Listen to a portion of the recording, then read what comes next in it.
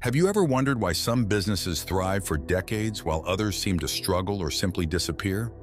Why do certain organizations not only survive but soar far beyond their competitors, making the leap from being just good to becoming truly great? What if I told you that greatness isn't the result of a flash of brilliance or luck, but instead a slow, deliberate journey built on disciplined choices and leadership?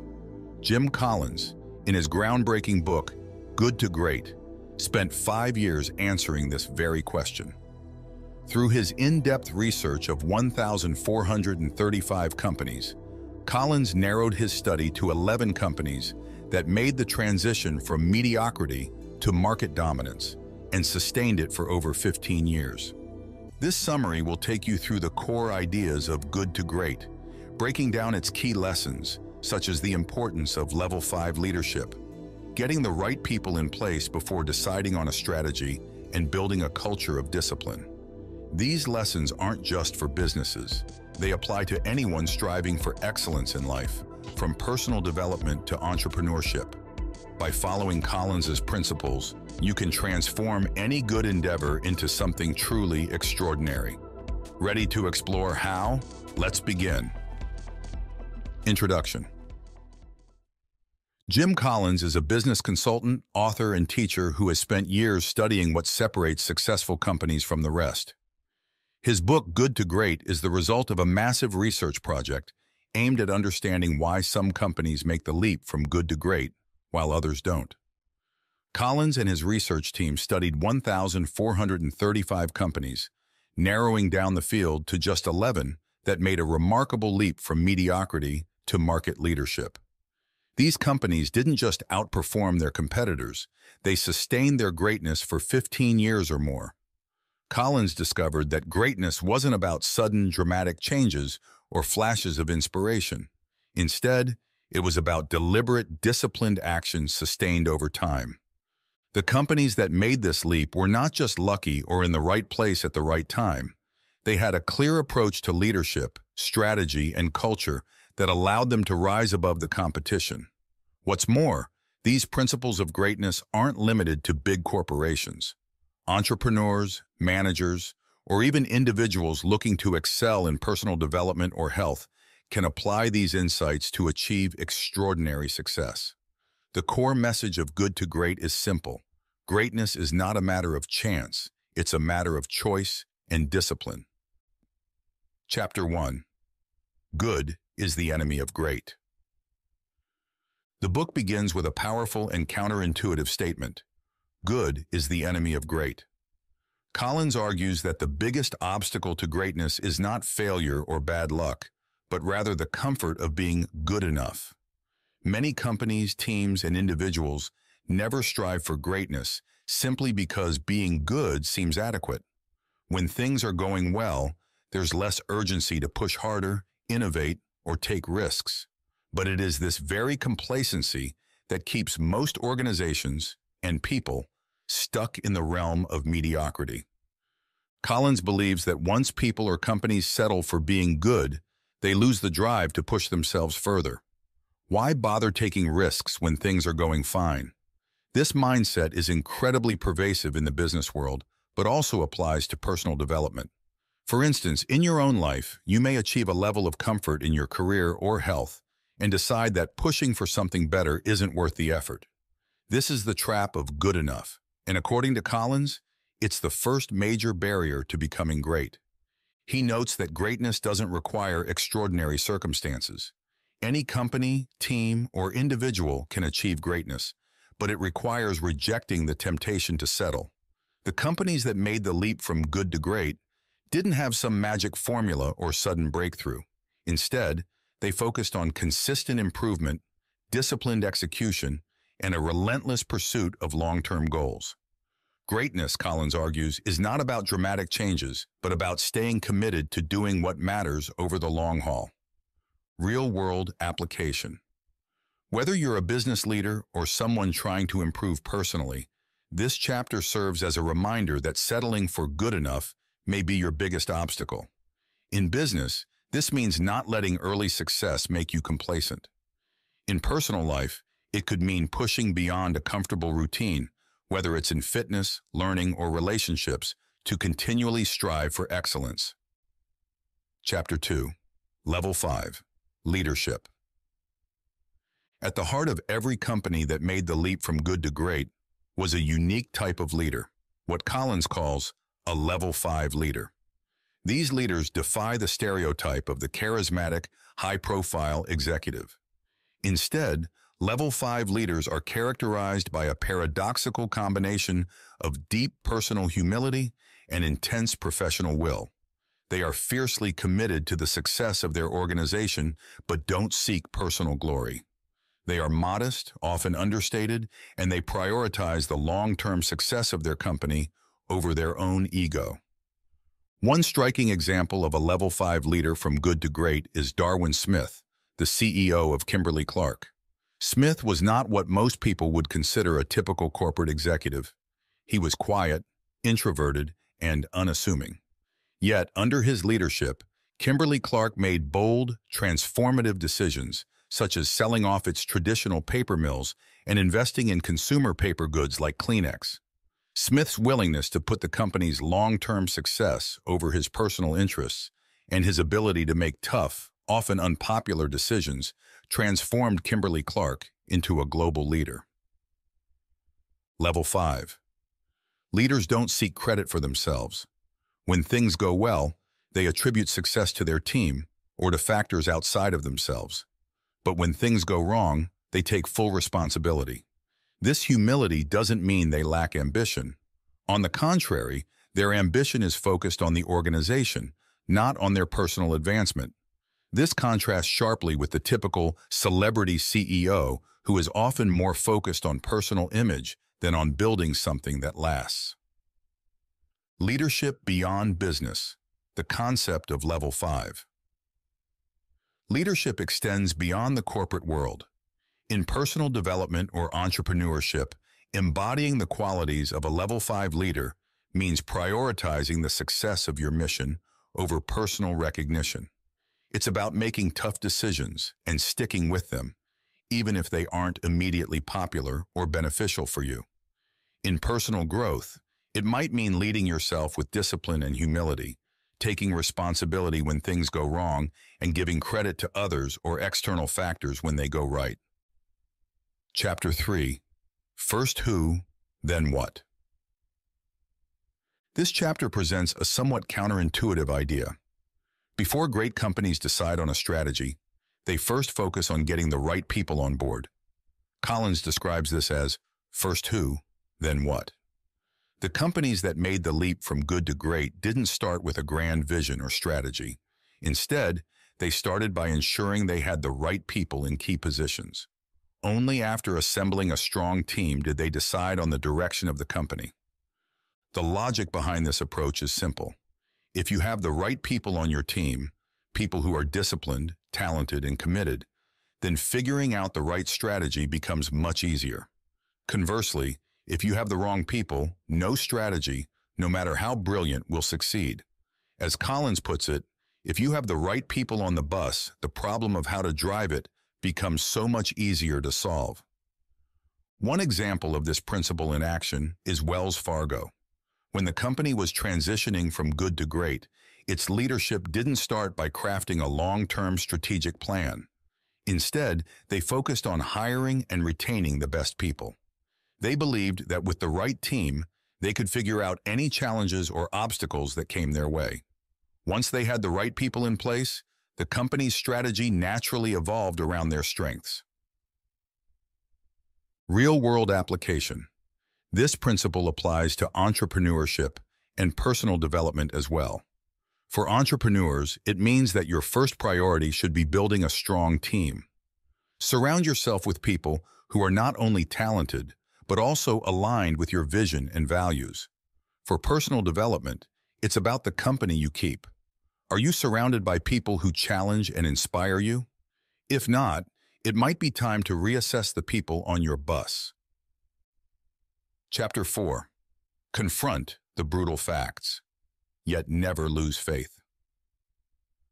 One of the core principles of good to great is the need to confront the brutal facts of your reality. The companies that made the leap to greatness didn't shy away from difficult truths.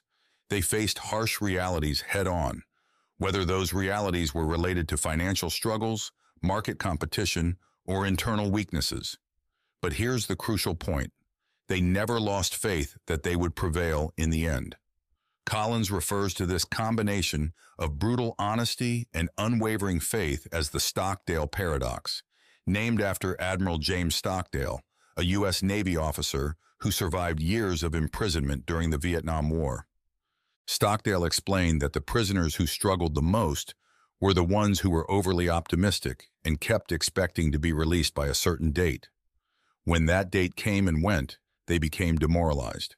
By contrast, Stockdale maintained a balance of brutal realism, facing the harshness of his situation, and a strong belief that, no matter how long it took, he would eventually make it out. For the companies Collins studied, this meant confronting uncomfortable truths about their operations or market conditions, but simultaneously maintaining faith in their ability to overcome those obstacles. For example, Kroger, a grocery chain, recognized the brutal reality that traditional grocery stores were no longer competitive. Instead of holding on to an outdated business model, Kroger made the difficult decision to close many of its stores and invest in superstores. This willingness to face the brutal facts, combined with faith in their ability to succeed, allowed Kroger to leap from good to great. Practical application. In business, leadership, or personal life, confronting the brutal facts is essential for long-term success. Whether it's acknowledging a failing strategy, an unproductive habit, or a difficult market condition, facing the truth is the first step toward improvement. But it's equally important to maintain faith in your ability to overcome those challenges. This combination of realism and optimism is the hallmark of great companies and individuals. Chapter 5. The Hedgehog Concept. In this chapter, Collins introduces one of the book's most powerful and enduring ideas, the hedgehog concept. The term comes from an ancient Greek parable that says, "The fox knows many things, but the hedgehog knows one big thing." In the business world, the fox represents companies that try to do many things at once, chasing multiple opportunities and strategies. The hedgehog, on the other hand, represents companies that focus on doing one thing exceptionally well. According to Collins, companies that make the leap from good to great are like hedgehogs. They have a clear, singular focus that drives their success. The hedgehog concept is built around three intersecting circles. 1. What you can be the best in the world at. 2. What drives your economic engine, that is, what generates profit. 3. What you are deeply passionate about. For a company to become great, it must find the overlap between these three areas and focus relentlessly on that. Collins uses Walgreens as an example of a company that successfully implemented the hedgehog concept. Walgreens didn't try to be the biggest pharmacy chain or the most innovative. Instead, they focused on becoming the most convenient drugstore chain. This singular focus on convenience allowed them to outperform their competitors and achieve sustained success. Personal application. The hedgehog concept isn't just for companies. It applies to individuals as well. Whether you're an entrepreneur, a leader, or someone focused on personal growth, the key to long-term success is finding your hedgehog concept. What is the one thing you can do better than anyone else? What drives your personal or professional success? And what are you most passionate about? By focusing on the intersection of these three areas, you can maximize your potential and avoid being distracted by too many competing goals. Chapter 6. A Culture of Discipline. One of the key findings from Good to Great is that companies that make the leap to greatness don't do so through rigid rules or bureaucratic control. Instead, they create a culture of discipline. This doesn't mean imposing strict controls on employees. It means fostering an environment where people have the freedom to take action, but within a framework of disciplined thought and behavior. Collins explains that companies that achieve greatness are characterized by disciplined people, disciplined thought, and disciplined action. In other words, they hire the right people who are naturally self-disciplined and give them the freedom to act within the boundaries of the company's goals and values. This combination of freedom and accountability allows for innovation while maintaining a focus on long-term success. An excellent example of this is Nucor, a steel company that fostered a culture of discipline by empowering its workers to take ownership of their production processes. Nucor didn't rely on a top-heavy management structure to enforce discipline. Instead, they trusted their employees to manage themselves and take responsibility for maintaining high standards of productivity and quality. This culture of discipline allowed Nucor to outperform much larger, more bureaucratic competitors. Personal development application. In your personal life, creating a culture of discipline means establishing habits and routines that promote consistent action toward your goals. Whether it's a daily fitness routine, a commitment to continuous learning, or a structured approach to managing your time, discipline is the key to sustained success. But it's important to balance discipline with freedom, allowing yourself the flexibility to adapt while staying focused on your long-term goals. Chapter 7. Technology Accelerators. In today's fast-paced world, technology is often seen as the key to success. But Collins discovered that technology, while important, isn't the primary driver of greatness. Instead, it's a tool, a technology accelerator, that helps companies achieve their goals faster and more efficiently. The companies that went from good to great didn't rely on technology to make the leap. Rather, they used technology to enhance what they were already doing well. In fact, some companies in the study were slow to adopt new technologies. But once they did, they used them strategically to accelerate their progress in areas that aligned with their hedgehog concept. For example, Walgreens used technology to improve its customer service and streamline its operations. But the company didn't adopt new technology just for the sake of it. They only implemented technology that enhanced their core strategy of convenience. Real-world application. For businesses, this chapter emphasizes that technology should be used as a tool to accelerate progress, not as a crutch. If your company has a strong foundation and a clear focus, technology can help you move faster and more efficiently. But if you rely on technology to fix fundamental weaknesses, it won't lead to greatness. Personal development application. In personal growth, technology can be a helpful tool, but it's not a substitute for discipline and hard work. Whether it's a fitness app, a productivity tool, or an online learning platform, use technology to enhance your efforts, but don't expect it to do the work for you. Chapter 8. The Flywheel and the Doom Loop.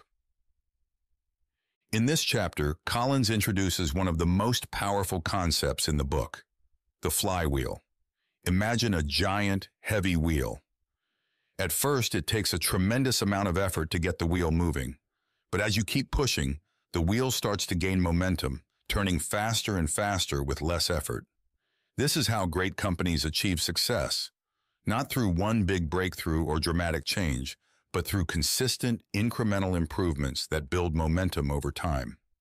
The companies that made the leap from good to great didn't experience a single, defining moment of transformation. Instead, they built momentum slowly, making steady progress through disciplined action. Over time, this momentum became unstoppable, and their success seemed almost inevitable. Collins calls this the flywheel effect.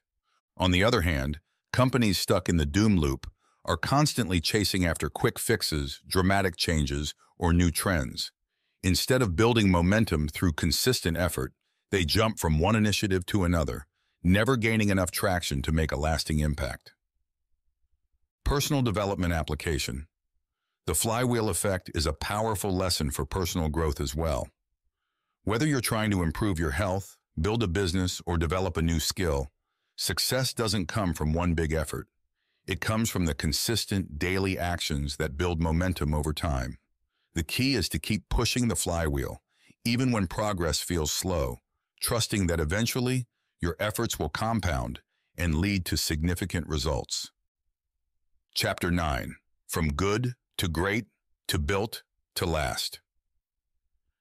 In the final chapter of the book, Collins addresses the question of how to sustain greatness over the long term. It's one thing to achieve greatness, it's another to make it last. Collins argues that companies that make the leap from good to great don't rest on their laurels. Instead, they embed their core principles so deeply into the culture of the organization that these principles continue to guide the company even after leadership changes or market shifts. One of the key takeaways from this chapter is that great companies aren't just focused on short-term success. They are focused on building something that lasts.